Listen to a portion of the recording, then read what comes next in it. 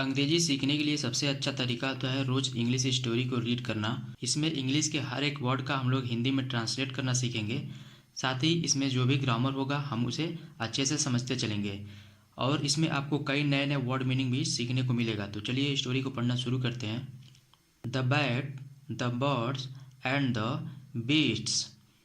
Bat का मतलब होता है चमगादड़, बर्ड्स का मतलब चिड़िया, एंड मतलब और, बीस्ट मतलब होता है बड़े जानवर, और लास्ट में एस लगा है, इसका मतलब एक से अधिक जानवर। ठीक है, तो बड़े जानवर मतलब चमगादड़, चिड़िया और बड़े जानवर। तो ये जो स्टोरी है एक चमगादड़ और कुछ चिड़िया और बड़े जानवरों के बारे में है। तो यहाँ से पढ़ते हैं हम लोग।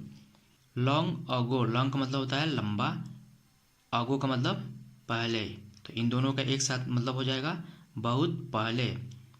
अ fight took place between the birds and the beasts. A मतलब एक, फाइट मतलब लड़ाई, टुक मतलब ले लिया। ये टेक का सेकेंड फॉर्म है टुक, क्योंकि ये पास्ट इंडिफिनिट टेंस है। पास्ट इंडिफिनिट टेंस में वर्ब का सेकेंड फॉर्म लगाया जाता है, इसलिए यहाँ पे टेक का टुक हो गया है। प्लेस मतलब स्थान, लेकिन इन दोनों का यहाँ पे मतलब हो जाएगा टुक प्लेस मतलब हो गया। ठीक है, मतलब बहुत पहले एक लड़ाई हो गया, बिटवीन मतलब के बीच, द बर्ड्स मतलब चिड़िया, एंड मतलब और, द बीस्ट्स, बीस्ट्स मतलब बड़े जानवर, यानी कि बहुत पहले चिड़िया और बड़े जानवरों के बीच एक लड़ाई हो गया। ठीक है, यहाँ पर देखिए बिटवीन का यूज हुआ है। बिटवीन का यूज हम तब करते हैं जब दो चीज़ है और दो चीज़ों के बीच के बारे में बात किया जाए, तो उसके लिए हम बिटवीन का यूज करेंगे। जैसे यहाँ पे चिड़िया और बड़े जानवरों के बारे में बात हो रहा है, ठीक है, उनके बीच में लड़ाई होगा, तो बीच के लिए यहाँ पे इंग्लिश होगा बिटवीन। और अगर वही दो से अधिक चीज़ होते हैं यानी कि जानवर वगैरह होते हैं, तो उनके लिए बीच का इंग्लिश लगाना होता, तो उसके लिए हम अमंग लगाते हैं। ठीक है, यहाँ पे देखिए ये बिटवीन लगा है। बिटवीन को हम प्रेपोजिशन बोलते हैं। प्रेपोजिशन क्या होता है? प्रेपोजिशन वह शब्द होता है जो नाउन या प्रोनाउन के पहले यूज किया जाता है। उस नाउन प्रोनाउन का संबंध सेंटेंस के अन्य शब्दों से बदलाता है। ठीक है, ये एंड है। एंड को हम कंजंक्शन बोलते हैं। कंजंक्शन मतलब होता है वह शब्द जो दो फ्रेज को या दो क्लॉज को या दो सेंटेंस को जोड़ने का काम करे, उसे हम कंजंक्शन बोलते हैं। ठीक है, बट द बैट नेवर टूक साइड्स। बट मतलब लेकिन, द बैट मतलब चमगादड़, बैट मतलब बल्ला भी होता है, जो क्रिकेट का बल्ला होता है वो भी होता है, लेकिन इसका एक और अर्थ होता है चमगादड़। ठीक है, यानी कि लेकिन चमगादड़, नेवर मतलब कभी नहीं, टुक मतलब लिया, साइड्स मतलब पक्ष, यानी कि लेकिन चमगादड़ कभी पक्ष नहीं लिया। नेवर मतलब कभी नहीं, साइड्स मतलब पक्ष, टुक मतलब लिया। क्योंकि ये पास्ट इंडिफिनिट टेंस है, पास्ट इंडिफिनिट टेंस में वर्ब का सेकेंड फॉर्म लगाया जाता है। ठीक है, तो इसलिए यहाँ पर टेक का टुक हो गया है। टेक मतलब लेना, टुक मतलब लिया। यहाँ पे ये देखिए बट है। बट को कंजंक्शन बोलते हैं। कंजंक्शन मतलब जो दो क्लॉज को या दो फ्रेज को या दो सेंटेंस को जोड़ने का काम करो, उसे हम कंजंक्शन बोलते हैं। वेन ही सा दैट, वेन मतलब जब, वेन मतलब कब भी होता है, और वेन का एक और मतलब होता है जब। वेन को जब तब बोलते हैं जब हम इसे कंजंक्शन के रूप में यूज करेंगे। ठीक है, जब इसे हम कंजंक्शन के रूप में यूज करेंगे तो इसका अर्थ होगा जब, और वहीं जब इसे एडवर्ब या प्रोनाउन के रूप में यूज करेंगे तब इसका अर्थ होगा कब। मतलब जब इस इंट्रोगेटिव में इस मतलब जब इंट्रोगेटिव सेंटेंस के लिए इसका यूज होगा तो वहाँ पे इसका अर्थ हो जाएगा कब, लेकिन यहाँ पे इसका यूज कंजंक्शन के रूप में हुआ है, इसलिए इसका अर्थ होगा जब। वेन मतलब जब, ही मतलब वह, सा मतलब देखा। ये सी का सेकेंड फॉर्म है, क्योंकि ये पास्ट इंडिफिनिट टेंस है। पास्ट इंडिफिनिट टेंस में वर्ब का सेकेंड फॉर्म लगता है, इसलिए यहाँ पे सी का सा किया गया। सी मतलब देखना, सा मतलब देखा, दैट मतलब कि, यानी कि जब वह देखा कि।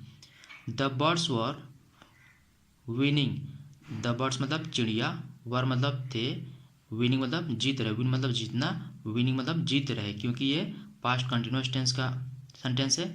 पास्ट कंटिन्यूस टेंस में वॉज या वर के साथ वर्ब के लास्ट में आईएनजी लगा देते हैं। ठीक है, यानी कि वर्ब मतलब थे, विनिंग मतलब जीत रहे थे। विन का मतलब जीतना, जो विन का मतलब जीतना, और जब लास्ट में आईएनजी लग गया तो इसका मतलब रहा था, रही थी हो गया वाज वर्ब के साथ। ठीक है, यानी कि जब उसने देखा कि चिड़िया जीत रहे थे, ही flu to their side.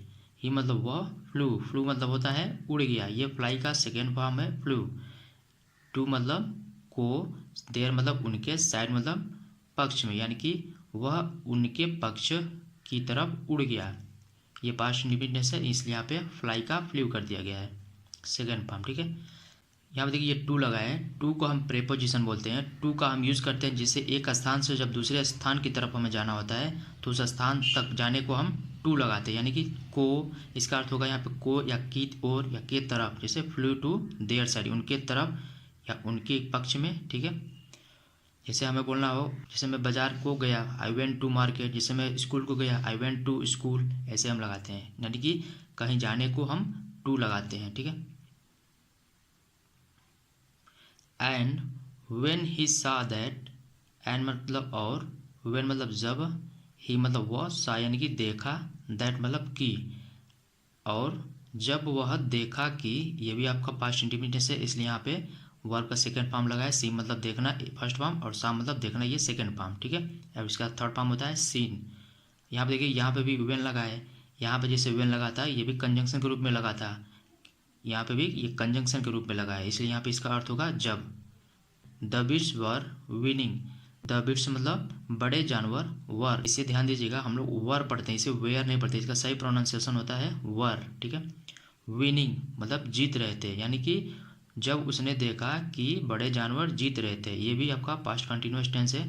Past continuous tense में वॉज या वर के साथ वर्ब के लास्ट में आईएनजी जोड़ देते हैं। ठीक है, ही सपोर्टेड देम, ही मतलब वॉज सपोर्टेड, सपोर्ट का मतलब होता है किसी का समर्थन करना। ठीक है, तो यहाँ पे ये वर्ब का सेकंड फॉर्म लगा है क्योंकि ये पास्ट इंडिपेंडेंस है, पास्ट इंडिपेंडेंस में वर्ब का सेकंड फॉर्म लगता है। सपोर्ट मतलब होता है सपोर्ट मतलब होता है समर्थन देना, सपोर्टेड यानी कि समर्थन दिया, दे मतलब उनका, यानी कि उसने उनका समर्थन दिया। The birds and beasts kept fighting with each other, the birds यानी कि चिड़िया, एंड मतलब और, बीट्स, बीट्स का मतलब होता है बड़े जानवर, यानी कि चिड़िया और बड़े जानवर। केप्ट फाइटिंग, केप्ट मतलब होता है जारी रखना, कीप होता है फर्स्ट फॉर्म, केप्ट होता है सेकेंड फॉर्म, क्योंकि ये पास्ट इंडिपेंडेंस है इसलिए यहाँ पे वर्ब का सेकेंड फॉर्म लगा है। फाइट मतलब फाइटिंग मतलब लड़ाई, यानी कि और बड़े जानवर लड़ाई जारी रखे, विद मतलब के साथ, इच अदर का मतलब होता है एक दूसरे के साथ, यानी कि और बड़े जानवर एक दूसरे के साथ लड़ाई जारी रखे।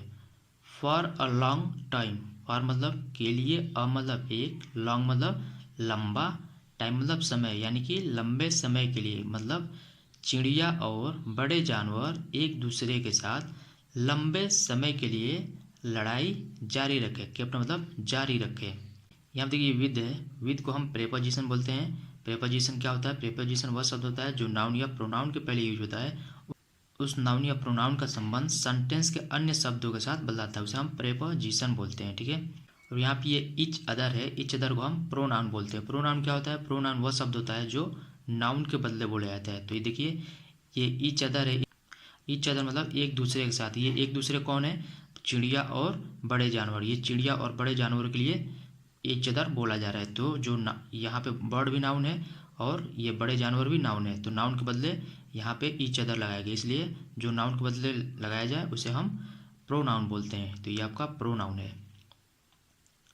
दे वर टायर्ड ऑफ इट, दे मतलब वे, वर मतलब थे, टायर्ड ऑफ, टायर का मतलब होता है थकना, लेकिन यहाँ पर इसे टायर्ड ऑफ एक साथ लगाया गया है। ठीक है, तो ये फ्रेजल वर्ब है, इसका अर्थ होता है उब जाना। इट मतलब इससे, यानी कि वे इससे उब गए थे। ये आपका पास्ट इंडिपेंडेंस का पैसिव वॉइस है। पास्ट इंडिपेंडेंस का पैसिव वॉइस बनाने के लिए हेल्पिंग वर्ब वॉज या वर के साथ वर्ब का थर्ड फॉर्म लगाया जाता है। ठीक है, तो यहाँ पर टायर्ड है, ये थर्ड फॉर्म लगा है। The birds and beasts finally decided to end things peacefully, the birds यानी कि चिड़िया, यहाँ पे ये बर्ड होता है चिड़िया, और जब लास्ट में एस जुड़ जाए किसी नाउन के पहले, यस या ईएस, तो वह प्लूरल हो जाता है, यानी कि वह एक से अधिक की बात की जाती है, यानी कि कई चिड़ियों की बात हो रही है। ठीक है, यानी कि चिड़िया, एंड मतलब और, बीट्स, यहाँ पे देखिए इसके लास्ट में एस जुड़ा है, यानी कि एक से अधिक जानवरों की बात की जा रही है, यानी कि कई बड़े जानवरों की बात की जा रही है, यानी कि चिड़िया और जानवरों। फाइनली मतलब आखिरकार या अंत में, डिसाइडेड यानी कि निश्चय किए, डिसाइड मतलब होता है निश्चय करना, डिसाइड यहाँ पे वर्ब का सेकंड फॉर्म लगाया यानी कि निश्चय किए, क्योंकि ये पास्ट इंडिपेंडेंस है।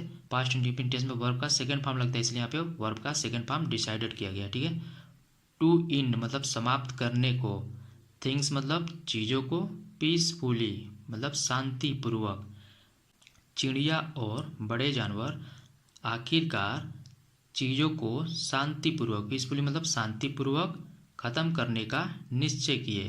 अब यहाँ पे देखिए, यहाँ देखिए ये फाइनली लगा है। फाइनली को हम एडवर्ब बोलते हैं। एडवर्ब क्या होता है? एडवर्ब वह शब्द होता है जो वर्ब या एडजेक्टिव की विशेषता बताए, उसे हम एडवर्ब बोलते हैं। यहाँ पे देखिए ये टू लगा है इस वर्ब के पहले। टू क्यों लगा है? क्योंकि एक ही सेंटेंस में दो वर्ब आया है, वो भी एक साथ। जैसे ये डिसाइडेड, ये भी वर्ब है, इन भी वर्ब है। तो दो वर्ब जब एक साथ लगाना हो तो दूसरे वर्ब के पहले हमें टू लगाना पड़ता है, और उस दूसरे वर्ब को हम हमेशा फर्स्ट फॉर्म में ही रखते हैं। यहाँ पे देखिए ये पहला वर्ब टेंस के अनुसार लगा यानी कि सेकंड फॉर्म में, लेकिन दूसरा वर्ब फर्स्ट फॉर्म में है क्योंकि इसके पहले टू लगाया गया है। इसलिए इस वर्ब को हम इन्फिनिटिव वर्ब बोलते हैं क्योंकि इसके साथ ये टू लगा है। ये पीसफुली है। पीसफुली को हम एडवर्ब बोलते हैं। एडवर्ब मैंने बताया, एडवर्ब वह शब्द होता है जो वर्ब का या एडजेक्टिव की विशेषता को बताए, उसे हम एडवर्ब बोलते हैं। ठीक है, तो देखते हैं ये पीसफुली किस तरह से वर्ब की विशेषता बता रहा है। तो यहाँ पे देखिए ये कह रहा है कि वे शांतिपूर्वक इसे खत्म करने का निर्णय किया है, यानी कि ये वर्ब है। किस तरह से खत्म करने का निर्णय किए? शांतिपूर्वक। खत्म करने के बारे में बता रहा है कि वे शांतिपूर्वक खत्म करना चाह रहे थे। ठीक है, तो इसका मतलब ये जो पीसफुली है ये इस वर्ब इंड का विशेषता बता रहा है, इसलिए हम इसे एडवर्ब बोलेंगे क्योंकि ये वर्ब की विशेषता बता रहा है। जो वर्ब की विशेषता बताए उसे हम एडवर्ब बोलते हैं। Both the teams rejoiced in happiness. Both मतलब दोनों, द टीम्स यानी कि दल। Both the teams rejoiced in happiness. Both मतलब दोनों, टीम मतलब दल, रिजॉइस्ड, रिजॉइस्ड का मतलब होता है आनंदित होना या झूमना। ये वर्ब का सेकंड फॉर्म लगा है, इसलिए यहाँ पे इसका अर्थ होगा आनंदित हुए या झूमे। क्योंकि ये पास्ट इंडिफिनिट टेंस है इसलिए यहाँ पे वर्ब का सेकंड फॉर्म लगा है। रिजॉइस मतलब झूमना और रिजॉइस मतलब झूमे। इन मतलब में, हैप्पीनेस यानी कि खुशी में, मतलब दोनों दल खुशी में झूमे या आनंदित हुए। अब यहाँ पे देखिए ये हैप्पीनेस वर्ड है, इसका अर्थ होता है खुशी। तो इसे हम बोलते हैं नाउन। ये नाउन है आपका, ध्यान दीजिएगा। हैप्पीनेस को नाउन कहा जाता है। और इस एडजेक्टिव किसे बोलते हैं? इसका एक वर्ड होता है हैप्पी। हैप्पी को हम एडजेक्टिव बोलते हैं और हैप्पीनेस को नाउन बोलते हैं। However everyone knew about the selfishness. However का मतलब होता है हालांकि, एवरीवन मतलब प्रत्येक, न्यू मतलब जानते थे। ये नो का सेकेंड फॉर्म लगा है, KNOW। नो फर्स्ट फॉर्म होता है KNEW, न्यू मतलब जानते थे, क्योंकि ये पास्ट इंडिफिनिट टेंस है। पास्ट इंडिफिनिट टेंस में वर्ब का सेकेंड फॉर्म लगता है। और इसका थर्ड फॉर्म होता है नोन, KNOWN। अबाउट मतलब के बारे में। द सेल्फिशनेस का मतलब होता है स्वार्थ भाव, यानी कि मतलब हालांकि प्रत्येक स्वार्थ भाव के बारे में जानते थे। न्यू मतलब जानते थे। यहाँ पे भी देखिए ये सेल्फिशनेस है, ये भी आपका नाउन है। और इसका एक और वर्ड होता है सेल्फिश। सेल्फिश मतलब होता है स्वार्थ, उसे बोलते हैं एडजेक्टिव। ये है सेल्फिशनेस, इसे बोलते हैं नाउन। ठीक है, and disloyalty of the bad. And मतलब और, डिसलॉयल्टी का मतलब होता है बेवफाई। ठीक है, ऑफ मतलब के, द बैड यानी कि चमगादड़ के, और चमगादड़ के बेवफाई को। तो इसका पूरा मतलब हो जाएगा हालांकि प्रत्येक चमगादड़ के स्वार्थ भाव और उसके बेवफाई को जानते थे। ठीक है, as they were celebrating. As मतलब जैसा कि, दे मतलब वे, वर मतलब थे, सेलिब्रेटिंग यानी कि जश्न मना रहे थे। ये पास्ट कंटिन्यूअस टेंस है। पास्ट कंटिन्यूअस टेंस में वॉज या वर के साथ वर्ब के लास्ट में ING जोड़ा जाता है। ये देखिए सेलिब्रेट है, सेलिब्रेट के लास्ट में ING जोड़ा गया। ठीक है, यानी कि सेलिब्रेटिंग, ING का मतलब होता है रहा, अगर वर्ब लगा है तो था, यानी कि जश्न मना रहे थे। तो इसका अर्थ हो जाएगा जैसा कि वे जश्न मना रहे थे। The bat flew to rejoice with the birds. The bat मतलब चमगादड़, फ्लू मतलब उड़ा। ये फ्लाई का सेकंड फॉर्म है फ्लू, क्योंकि ये पास्ट इंडिफिनिट टेंस है। पास्ट इंडिफिनिट टेंस में वर्ब का सेकंड फॉर्म लगता है, इसलिए यहाँ पर फ्लाई का फ्लू हो गया। फ्लाई मतलब उड़ना, फ्लू मतलब उड़ा। टू रिजॉइस, रिजॉइस का मतलब होता है आनंदित हुए, आनंदित होने को या झूमने को। विद मतलब के साथ, द बर्ड्स मतलब चिड़ियों के, यानी कि जो चमगादड़ था वह चिड़ियों के साथ आनंदित होने के लिए उड़ा। यहाँ पे भी देखिए ये रिजॉइस आपका वर्ब है, वर्ब के पहले टू लगा है। जिस तरह से यहाँ पे इस वर्ब के पहले टू लगा था उसी तरह यहाँ भी इस वर्ब के पहले टू लगा है। तो मैंने बताया जब दो वर्ब एक साथ लगाया जाए एक ही सेंटेंस में तो दूसरे वर्ब के पहले हम टू लगा के उस दूसरे वर्ब को हम फर्स्ट फॉर्म में रखते हैं। ठीक है, ये विद है, विद को हम प्रीपोजिशन बोलते हैं। प्रीपोजिशन हमेशा नाउन के पहले यूज होता है, उस नाउन का संबंध सेंटेंस के अन्य शब्दों से बताने के लिए। ठीक है, but they drew him out. But मतलब लेकिन, दे मतलब वे, ड्रो का मतलब होता है भगा देना, हिम मतलब उसे, आउट मतलब बाहर, यानी कि लेकिन वे उसे भगा दिए। ध्यान दीजिएगा जब ड्रो आउट एक साथ यूज होगा, यानी कि ड्रो आउट एक साथ लिखा होगा तो उसका अर्थ होगा भगाना, मतलब लेकिन वे उसे भगा दिए। यानी कि जैसे कि बड़े जानवर और चिड़िया एक साथ जश्न मना रहे थे तो जो चमगादड़ था वह उनके साथ उड़ के गया वो भी जश्न मनाने के लिए, लेकिन उन लोगों ने उसे वहाँ से भगा दिया क्योंकि चमगादड़ जो था बहुत सेल्फिश था। He then flew to the beasts. He मतलब वह, देन मतलब तब, फ्लू का मतलब उड़ा, ये भी पास्ट इंडिफिनिट टेंस है इसलिए यहाँ पे फ्लाई का सेकेंड फॉर्म फ्लू किया गया है। ठीक है, फ्लाई मतलब उड़ना, फ्लू मतलब उड़ा। टू द बीट्स, टू मतलब को, बीट्स मतलब बड़े जानवरों के पास, यानी कि वह तब बड़े जानवरों की ओर उड़ा। यहाँ पे भी देखिए टू को प्रीपोजिशन बोलते हैं। जब हम एक स्थान से दूसरे स्थान की ओर जाएं तो उसके लिए हम टू लगाते हैं। ठीक है, उस स्थान के पहले टू लगाएंगे, जैसे बाजार को टू द मार्केट, स्कूल को टू द स्कूल। ठीक है, उसी तरह ये बड़े जानवरों के पास गया तो उसके लिए लगाया गया to the beasts. But they attacked him mercilessly. But मतलब लेकिन, दे मतलब वे, अटैक्ड मतलब हमला कर दिए। अटैक का ये सेकेंड फॉर्म है अटैक्ड, क्योंकि ये पास्ट इंडिफिनिट टेंस है। पास्ट इंडिफिनिट टेंस में वर्ब का सेकेंड फॉर्म लगता है इसलिए यहाँ पे अटैक फर्स्ट फॉर्म है और अटैक का सेकेंड फॉर्म अटैक्ट कर दिया गया है। ठीक है, अटैक मतलब होता है हमला करना, अटैक मतलब हमला कर दिए। हिम मतलब उससे, हिम मतलब उस पर। मर्सिलेसली, मर्सिलेसली का मतलब होता है निर्ममता पूर्वक, यानी कि बिना किसी दया भाव के, मतलब लेकिन उन्होंने उस पर निर्ममता पूर्वक हमला कर दिया। यहाँ पे ये बट कंजंक्शन है। ठीक है, और ये मर्सिलेसली है। मर्सिलेसली यहाँ पे एडवर्ब है। एडवर्ब क्या होता है? एडवर्ब वह शब्द होता है जो वर्ब की विशेषता बताए उसे हम एडवर्ब बोलेंगे। तो यहाँ देखिए ये अटैक वर्ब है, ये इस वर्ब की विशेषता किस तरह बता रहे हैं कि उन्होंने हमला कर दिया। किस तरह से हमला किया?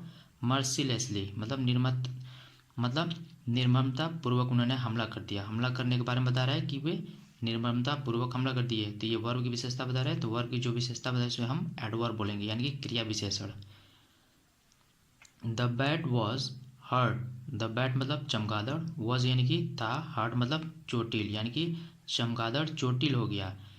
एंड रियलाइज दैट, एंड मतलब और, रियलाइज मतलब समझ गया, दैट मतलब कि he had lost all his friends. He मतलब वह, हैड लॉस्ट मतलब खो चुका था। लॉस्ट मतलब होता है खोना, हैड लगा है इसका मतलब चुका था, चुके थे होता है। लॉस्ट मतलब खोना, क्योंकि ये पास्ट परफेक्ट टेंस है। पास्ट परफेक्ट टेंस में हम हैड के साथ वर्ब का थर्ड फॉर्म लगाते हैं। तो यहाँ देखिए ये हैड है, ये लॉस का थर्ड फॉर्म लॉस्ट है। ठीक है, ऑल मतलब सभी, हिज मतलब अपने, फ्रेंड्स यानी कि दोस्तों को मतलब, और उसे रियलाइज हुआ कि वह अपने सभी दोस्तों को खो चुका था। Because of his foolishness. Because का मतलब होता है क्योंकि, ऑफ मतलब के, लेकिन ये दोनों जब एक साथ यूज हो, बिकॉज ऑफ एक साथ हो तो इसका अर्थ होता है के कारण। ठीक है, हिज मतलब उस, हिज मतलब अपनी, फॉलिशनेस, फॉलिशनेस का मतलब होता है मूर्खता, यानी कि अपनी मूर्खता के कारण। तो इसका पूरा अर्थ हो जाएगा और उसे समझ आ गया था कि उसकी मूर्खता के कारण वह अपने सारे दोस्तों को खो चुका था। यानी कि जो चमगादड़ था वह बहुत ही स्वार्थी था, कभी उनका पक्ष लेता था तो कभी इनका पक्ष लेता था। ठीक है, तो इसके वजह से वह अपने दोस्तों को खो चुका था क्योंकि उसके पे कोई विश्वास नहीं कर रहा था, सभी उसे भगा दे रहे थे। ठीक है, इस स्टोरी का मोरल देखते हैं। इस स्टोरी का मोरल क्या है? A deceitful person has no friends. और मतलब एक, डेसिटफुल का मतलब होता है कपटी, यानी कि जो हमेशा झूठ वगैरह बोले उसे हम डेसिटफुल बोलते हैं। पर्सन मतलब व्यक्ति, हैज़ नो मतलब नहीं है, फ्रेंड्स मतलब मित्र, यानी कि एक कपटी व्यक्ति के कोई मित्र नहीं होते हैं। ठीक है, ये डेसिटफुल है। डेसिटफुल यहाँ पे एडजेक्टिव है। एडजेक्टिव क्या होता है? एडजेक्टिव मतलब विशेषण। विशेषण वह शब्द होता है जो नाउन की विशेषता को बताए। तो ये देखिए ये पर्सन नाउन है, इसकी विशेषता बता रही थी कि पर्सन कैसा है, डिसीटफुल यानी कि कपटी है। तो इस नाउन की विशेषता बता रहे थे, इसे हम एडजेक्टिव कहेंगे। ठीक है, तो ये था आज का स्टोरी। इसी तरह से अगले वीडियो में भी हम इसी तरह से एक इंटरेस्टिंग स्टोरी के माध्यम से अंग्रेजी सीखेंगे। Thank you.